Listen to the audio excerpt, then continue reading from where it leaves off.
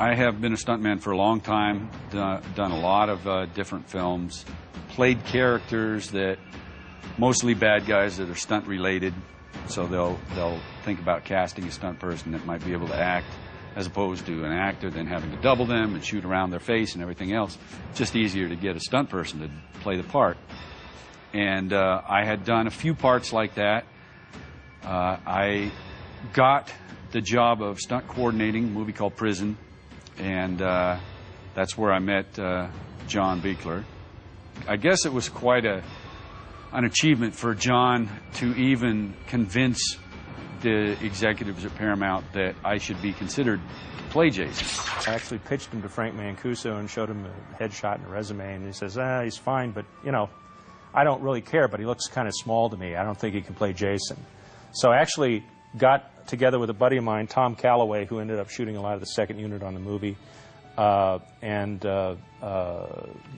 Kane, and we created a mock-up suit with a hockey mask and shot a test where he's picking up a guy and throwing him through walls and stabbing people, and it sold Frank that, okay, I understand what you're trying to do here.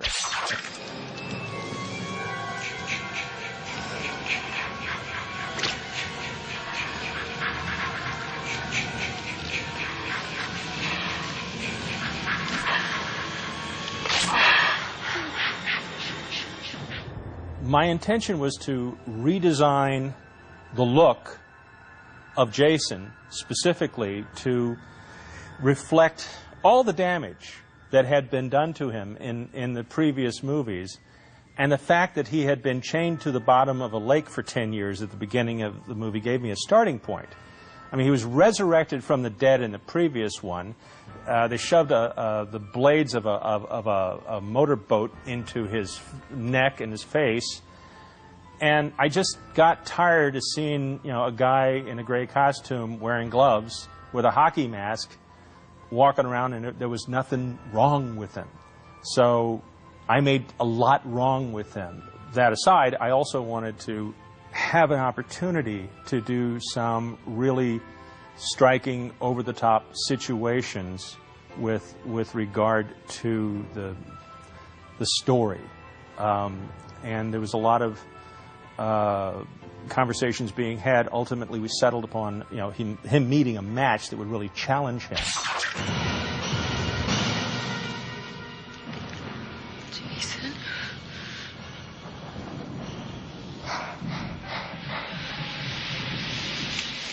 He was very animated, and he was one of my first directors, and he was very kind. And that was really important because a lot of them aren't kind. They just will start yelling at you, you know, if you're not getting it. And Tina had all of the psychic stuff that I wasn't seeing. Some of the effects were done with me in there, and some were done later. So he would talk me through what was going to happen and how quickly to move my eyes or move my head. Hey, Tina, isn't this the way they wear their jackets back in the mental hospital? What's she doing?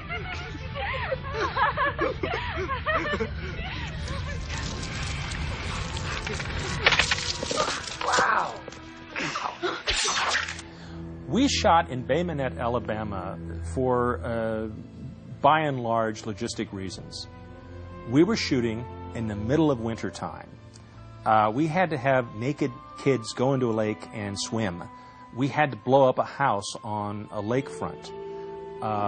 So if you're going to shoot in January in the continental United States and you want the forest rangers on your side and you're going to blow up a house on the edge of a lake, you find a state that's amenable to your concept. They had an alligator wrangler, and he was like 80 years old and moved really slow. And we'd be way back in the woods, and he'd be turning, and you're like, what? What's that? An alligator. You know, I don't really know if they were there or not, but you'd hear this rustling in the water, and it's pitch black. And they'd say action, and we were to run out, and it's like, no problem, I'm out of here. I was like running. So I remember that night. I didn't think he could turn fast enough to shoot one if it were coming.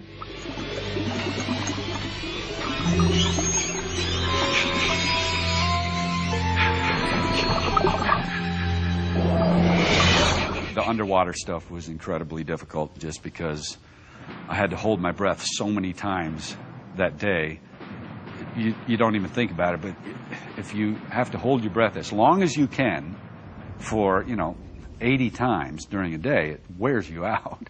I was exhausted after that day, and all I did was sit underwater.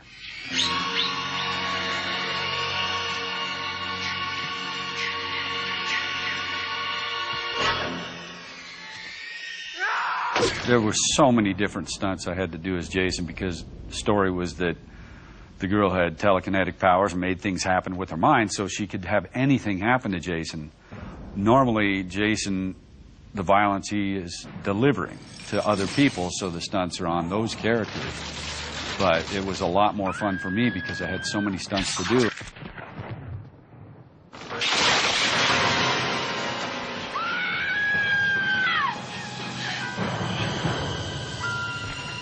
I'm not really very short, and the window wasn't all that high from the bottom of the windowsill to the top. It was all breakaway glass, and I had to just run and crash through it. But I had to crouch and run at the same time and crash through it without really looking uncoordinated. And when I jumped through the window, my head cleared the upper real window frame by a quarter of an inch or something, so I got lucky on that one.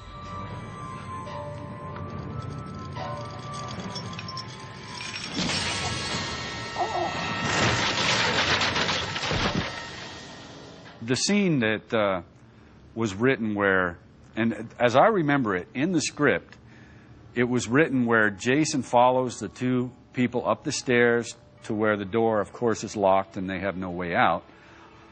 I walk up the stairs, get to the top, and as written was, she makes the light shake and swing and hit me in the chest, and I tumble down the stairs. And I remember talking to John about that, saying, it's kind of weak.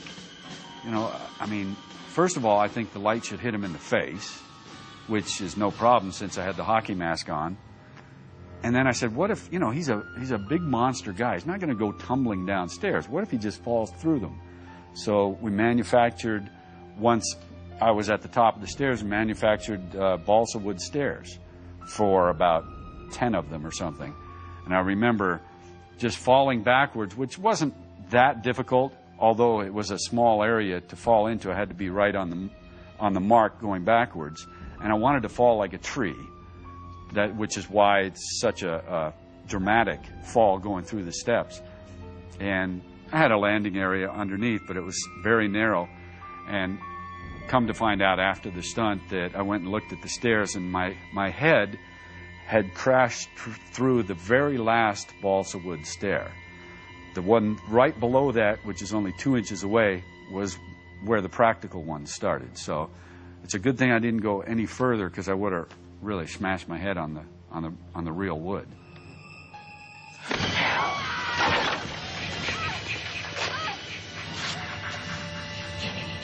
I pretended to act like I was a stunt woman.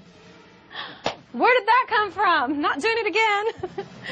I fell through the ceiling in the house myself, and Kane helped me, and he had a big mat, and it didn't hurt, it just freaked me out. Little bitty fall. Looks dramatic, but freaked me out. And then they gave me a stunt woman's a t-shirt like stunt woman, so I said, I can do that fall on the pier. I can do that.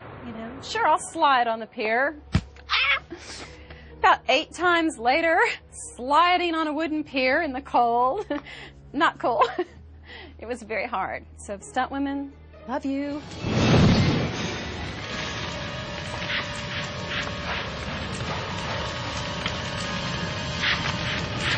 And the fire scene is really one of the most difficult ones I've done. I've done a lot of fire, fully engulfed fire stunts, but that was different because of the costume I had to wear, and also the fact that we ignited on camera, which I guess you don't really think about it, but most often when you see someone on fire, you cut from something else to the shot of him already on fire.